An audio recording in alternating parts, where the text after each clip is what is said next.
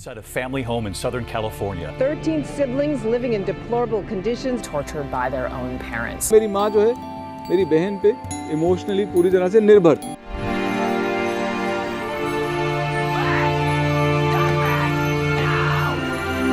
I live in a family of 15 people, and my parents are abusive. They abuse us, and my 2 little sisters right now are chained up. Dear parents. Dear parents. Dear parents. Mummy, पापा, I have something to say to you. दुख बांटना एक अलग बात होती है और अपने दुखों का घड़ा किसी के सर पे उड़ेल देना एक अलग बात।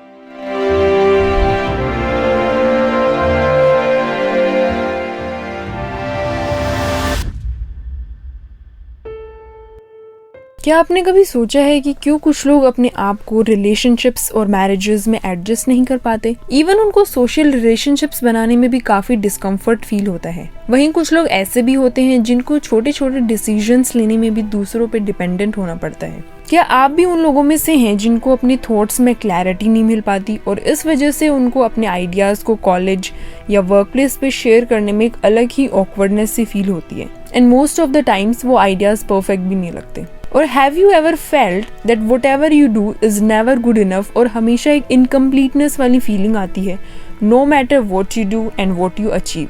अगर आप नहीं तो आप डेफिनेटली किसी न किसी ऐसे पर्सन को जरूर जानते होंगे जो आमतौर पर ये फेस करता है। What if मैं अगर आपको बोलूं कि जो भी आप फेस कर रहे हो वो आपके चाइल्डहुड और आपके पेरेंट्स से लिंक्ड है? I'm sure most of you will disagree with this by saying कि अगर एक पर्सन किसी से बात नहीं कर पा रहा है या फिर अपने आप को एक्सप्रेस नहीं कर पा रहा तो इसमें उसके पेरेंट्स का क्या रोल है? But have you ever noticed कि मोस्ट ऑफ द केसेस में बच्चे अपने पेरेंट्स की लाइफस्टाइल को एज इट इज कॉपी कर लेते हैं, चलने बोलने के तरीके से लेके इवन लोगों को ग्रीट करने के तरीके तक। ये तो रही बात ग्रीटिंग्स और फिजिकल फंक्शनिंग की। If we talk about general behaviour as well, वो भी बच्चों का और पेरेंट्स का सिमिलर ही होता है।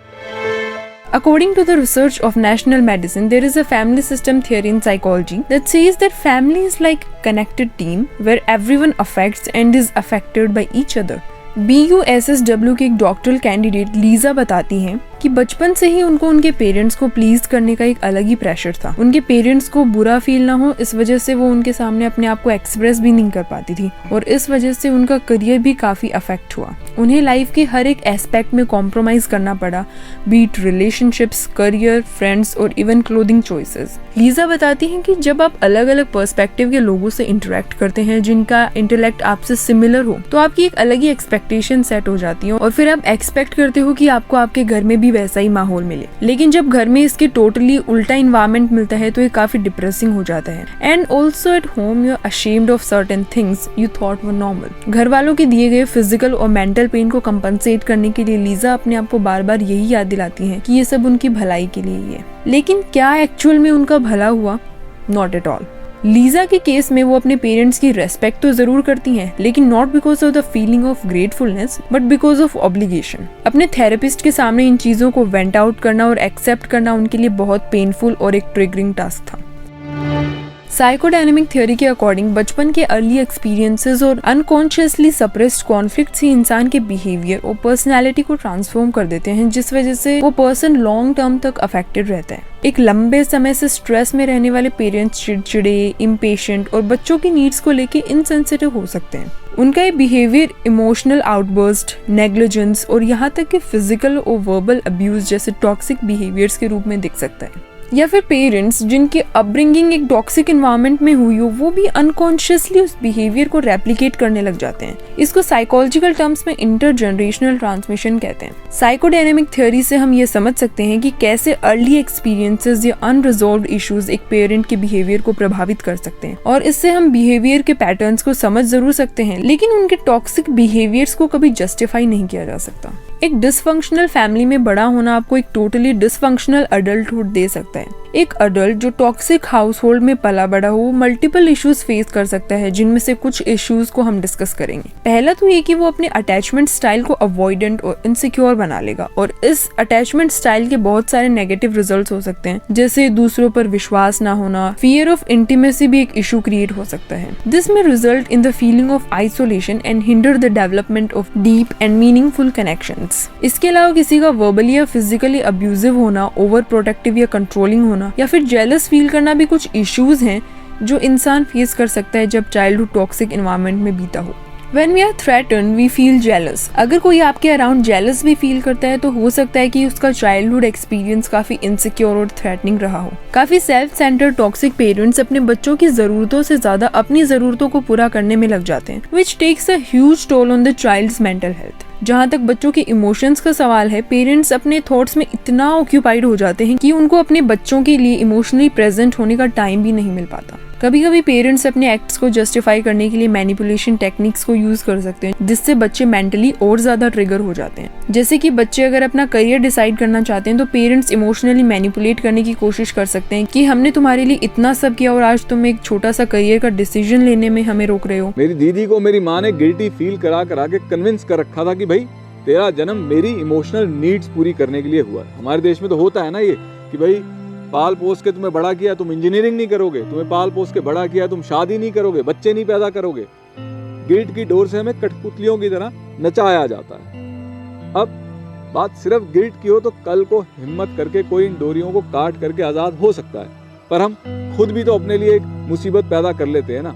जो घर वाले हमें गिल्टी फील करा के वो चीजें कराते हैं जिन्हें हम करना चाहते नहीं ना, तो उस घुटन से बचने के लिए कहीं ना कहीं हम अपने आप को कन्विंस कर लेते हैं कि नहीं ये मैं खुद से करना चाहता हूं। तो जो हमारे पे थोपा हुआ गिल्ट है और ये जो हम अपने आप को धोखा देते हैं, इसके चलते हम अपने आप को इतना उलझा लेते हैं कि हालात बहुत ज्यादा खराब होने के बावजूद हम उनसे फिर निकल नहीं पाते। Definitely parents do so much efforts for their child and we should be grateful about it, लेकिन जिस टॉपिक की हम बात कर रहे हैं वहाँ एफर्ट्स से ज्यादा अब्यूज होता है, be it इमोशनल और फिजिकल। हम टॉक्सिक पेरेंटिंग की बात कर रहे हैं। यहाँ जरूरी बात यह है कि बेसिक हाउस होल्ड स्ट्रिक्टनेस को हम टॉक्सिसिटी में कंसिडर नहीं कर सकते। If you are having an argument with your mother for your career choice, तो टॉक्सिसिटी नहीं, उनका जेन्युइन कंसर्न भी हो सकता है। ये वीडियो देख के खुद की मेंटेलिटी को ऐसा शिफ्ट नहीं कर लेना है कि everything my parents are doing is out of toxicity, but we should be wise enough to differentiate कि कहाँ वो जेन्युइनली कंसर्न है और कहाँ वो अपनी टॉक्सिक ट्रेट्स आगे फॉरवर्ड करने की कोशिश कर रहे हैं।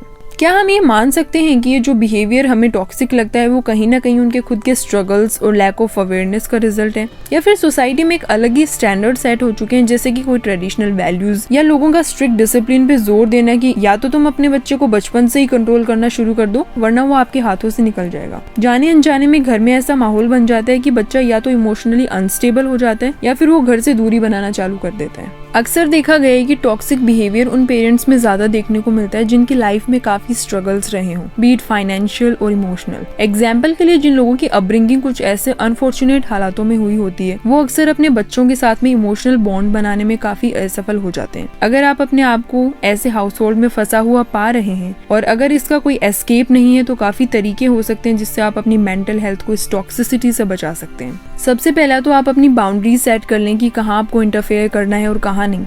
अगर कुछ ऐसा है which is not in your control तो उसमें आप अपने दिमाग को ट्रेन कर सकते हैं कि आप बॉदर्ड फील ना करें। साइकोलॉजिकल बुक्स पढ़ना भी एक तरीका हो सकता है इससे बचने का। You must know the behavioural patterns and logics of your parents. Internet available है ऑलमोस्ट सबके पास, तो यहाँ से भी साइकोलॉजी के बारे में पढ़ सकते हैं। मेंटल हेल्थ डिसऑर्डर्स के बारे में अच्छे से पढ़े, at least you can figure out कि आप कौन कौन से इश्यूज करंटली फेस कर रहे हैं। इसके अलावा मेंटल टफनेस चैलेंजेस भी ट्राई कर सकते हैं और बाकी सबसे बाहर आने में स्ट्रेटेजीज सबकी अलग अलग होती हैं। I would like to know what strategies you have found effective in dealing with toxic parents while maintaining a sense of respect and understanding. If you feel comfortable, आप comments में भी mention कर सकते हैं क्योंकि इससे हो सकता है कि बाकी लोगों को भी help मिले. That's it for today's video. See you in the next. Bye.